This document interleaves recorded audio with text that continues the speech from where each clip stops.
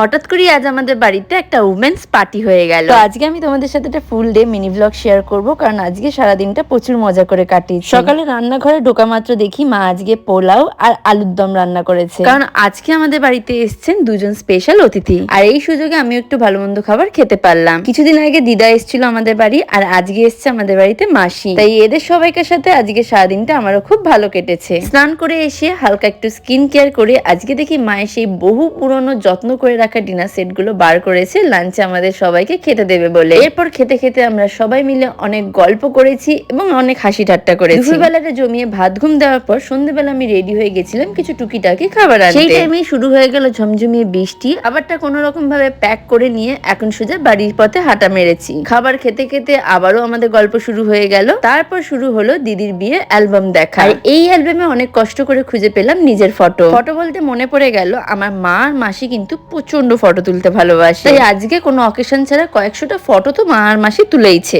এরপর বাইরে হয়েছে ঝমঝমিয়ে বৃষ্টি আর ঝোড়ো হাওয়া, বাট আমরা করছি অন্ধকারের মধ্যে গল্প। বহুদিন পর অনেক রাত্রি পর্যন্ত আমরা সবাই মিলে আড্ডা গল্প গুজব করে সকালবেলা ঘুম থেকে ওঠা মাত্র দেখি মাসি আর দিদা রেডি হয়ে গেছে বাড়ি যাওয়ার জন্য।